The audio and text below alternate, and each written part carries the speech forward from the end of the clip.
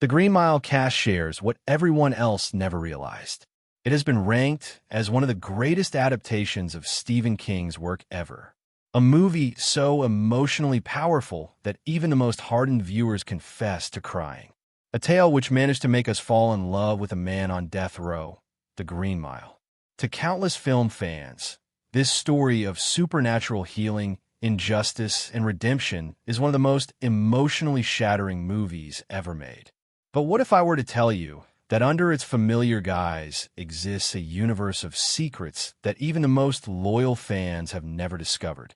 Today, we're lifting the curtain on the Green Mile's best-kept mysteries. Revelations from the cast and crew members themselves who are responsible for bringing this epic tale to life. The underlying meanings, the revelation at the beginning of the movie, the symbolic elements inserted within the film that entirely change how you perceive Paul Edgem's life. From Hanks's surprising revelations about his spiritual journey with his character to Michael Clarke Duncan's incredible makeover from John Coffey to the scenes that would have changed the entire meaning of the film. This is the behind-the-scenes story of The Green Mile. And I guarantee you this, when we're finished, you'll never look at The Green Mile again the same way. The movie that nearly wasn't. First, though, we have to grasp something incredible.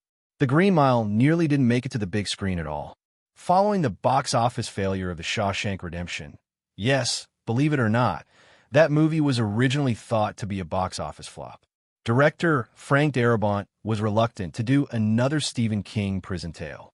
Studios were also skeptical, wondering if fans would watch a 3-hour death row film. Tom Hanks' interest was key to getting the film approved.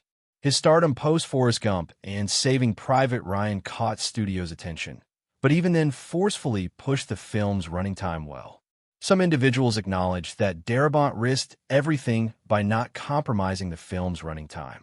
He knew that the narrative required every second of its running time to establish its characters and emotional pull to perfection.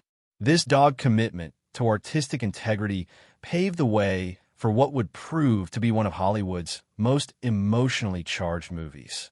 A narrative that took every second of its running time to work its magic on our hearts. The prison that constructed the mile. One of the most important factors in establishing the film's real-world atmosphere was the fact that the entire death row set was built from the ground up. While Shawshank Redemption shot on location in an actual prison, The Green Mile had to have a specially designed setting that would meet the needs of the particular story. Production designer Terrence Marsh, who had previously won Oscars for Dr. Zhivago and Oliver, built the mile historically. The green linoleum that the mile is named for was precisely the color used in Southern prisons during that period. Even the wiring and fixtures were period-specific. David Morse, who portrayed Brutus Brutal Howell, spoke about how the precisely crafted set impacted the performances of the cast. That set was something else. The Green Mile corridor itself was set up to instill a growing sense of dread the further down the corridor you were. The cells became darker, the lighting more foreboding. The set wasn't used as mere backdrop. It became a prop in the movie. The crew even built a fully operational electric chair known as Old Sparky that could recreate the execution scenes with frightening realism. Special effects coordinator Charles Gibson designed the chair capable of producing controlled smoke and lighting effects to make the execution scenes gruesomely realistic. Sam Rockwell, in the role of Wild Bill Wharton, stated that the execution scenes set a special atmosphere on location. For Dell's failed execution, several cameras were employed to film the scene in as few takes as possible, since the prosthetic effects and the pyrotechnics were both costly and emotionally stressful for the cast and crew. The actors have said that Frank Darabont really let them have the experience of sitting in the cell block in total silence before cameras rolled. For a whole afternoon, the actors had to take up their character locations, guards at their guard posts, prisoners in their cells, and be asked to just sit there in the space without saying a word. This exercise served to internalize the weight and routine of prison life that would affect their performances, the characters behind the characters. What most viewers are unaware of is that all of the lead actors created elaborate backstories for their characters, details never stated even in a mannered way in the film, but which affected every gesture, every line reading. Tom Hanks has discussed how he created a personal history for Paul Edgecombe that went far beyond the film's narrative. He envisioned Paul as a man who had seen combat in World War I, which explained his fundamental decency and his disturbed reaction to Percy's cruelty. It reminded him of the senseless violence he had witnessed in war. Michael Clarke Duncan prepared for John Coffey's character by visiting hospitals and studying people who needed care. This research informed Duncan's performance in subtle ways most viewers never consciously register. When John Coffey is in his cell, Duncan kept his body language childlike, vulnerable. But in moments of healing or power, like when he cures Paul's infection, posture becomes more confined. Doug Hutcherson, Percy Wetmore, has explained that he modeled the character's sadism on a bully from his childhood, bringing that particular personality into the role. Personal connection, Percy's sadism, an honest quality that makes skin crawl. These backstories are how the actors bring their roles to life, with personal connections and meticulous research that took The Green Mile from a supernatural prison drama to so much more human. The underlying meanings most viewers never notice. The Green Mile is full of symbolism that most people, even ardent fans, totally overlook on their initial few viewings. Cast and crew members have spilled some of these underlying meanings in various interviews over the years. Watch for the color green in the movie. It's not only the mile floor. Green crops up wherever there is death. The drapes in the death chamber. Dell's sponge that was supposed to be wetted with brine. Even the look in Wild Bill's eyes when he shows up. This visual symbol is seen dozens of times during the film, but only registers subliminally for all but a few viewers. The scenes of healing in the movie also are more symbolic than they might seem. When John Coffey heals Paul's bladder infection and Melinda Moore's brain tumor, it is not merely physical healing. All those John heals are spiritually remade as well. Paul starts wondering about his participation in capital punishment. Melinda doesn't only recover health, but also innocence. Addressing John as a child identifies another child. John is not healing bodies, but souls. The movie has many biblical allusions that strengthen its themes. When John tells us, "I'm tired, boss. Tired of being on the road, lonely as a sparrow in the rain," it echoes Psalm 102. "I'm like a desert owl, like an owl among the ruins. I lie awake. I have become like a bird alone on a roof."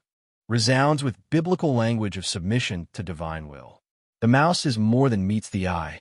Perhaps no aspect of the Green Mile is better loved than Mr. Jingles, the virtually immortal mouse who becomes Edouard Dioqua's friend. But this little character fulfills a much greater purpose than simple comic relief.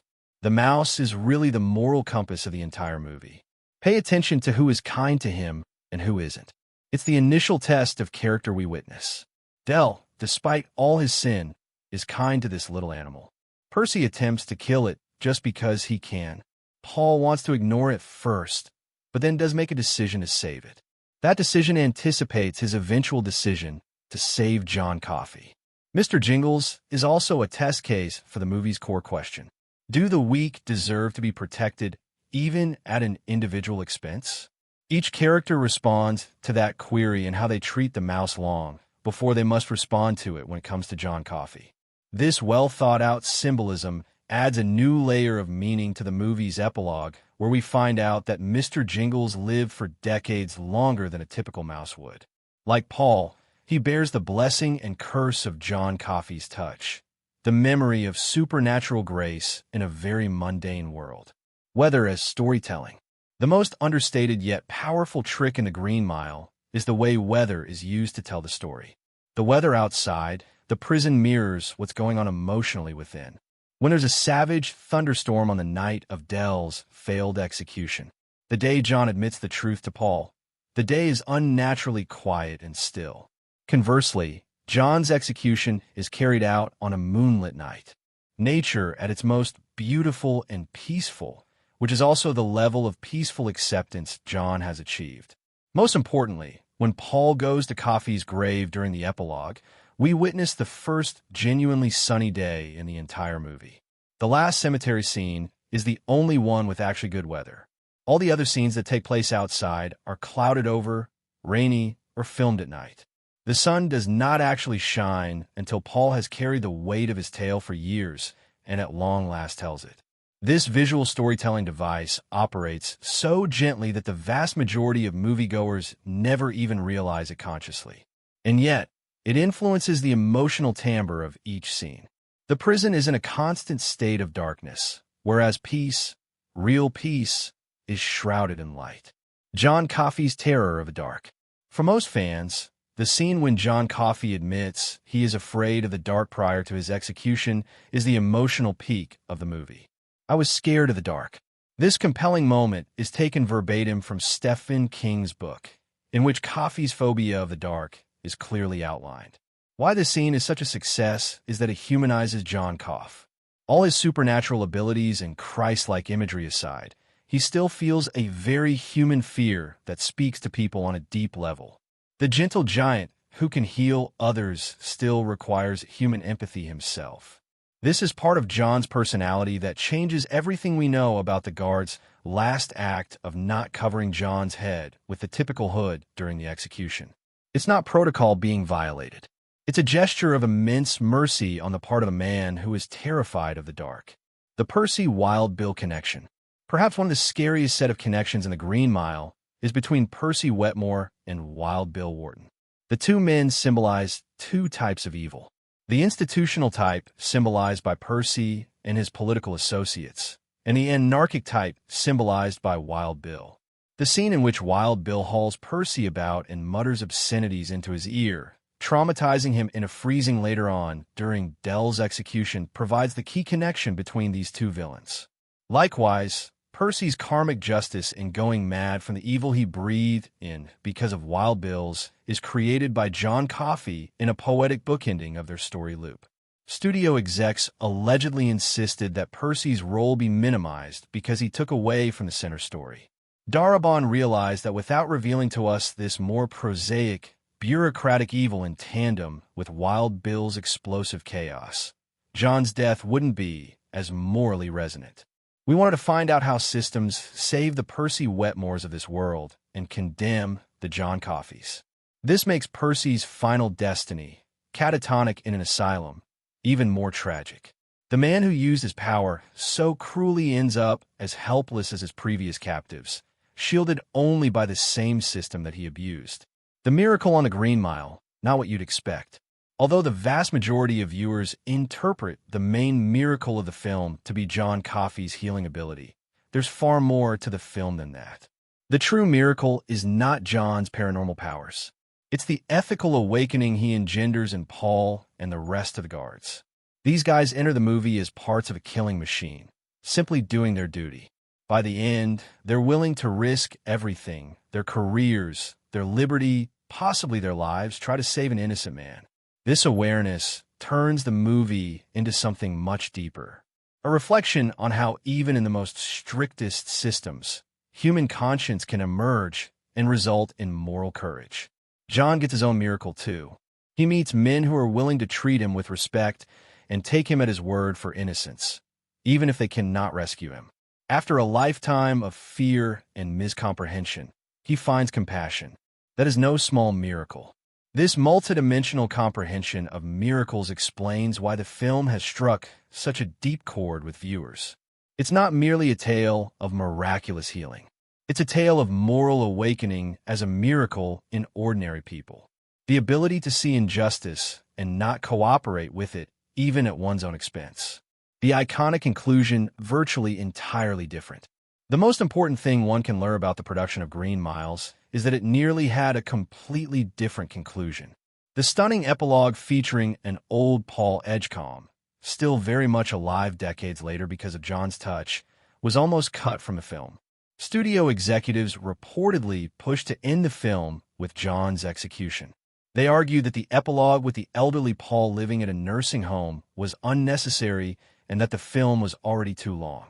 But Darabont fought for that epilogue because the film isn't ultimately about death. It's about living with the consequences of our choices. Without the realization of Paul decades later still tormented by the hanging of an innocent man, the viewer would miss the full import of the tale. Ironically, the aging Paul scenes were filmed first during production. This established the emotional landscape of the whole film so that the tale could be relayed through the filter of memory and remorse. The scenes they want to eliminate are too much for them to cut now, considering how well they top off the story. Without that ending, The Green Mile would be a completely different film. A movie about a mystic healing and not about a contemplation on death, guilt, and the steep price of being a part of evil. Even by accident, the scenes you never got to see. Although the 3-hour time frame of Green Mile permitted Darabont to incorporate much of his vision, various scenes have been said to have been cut from the final product.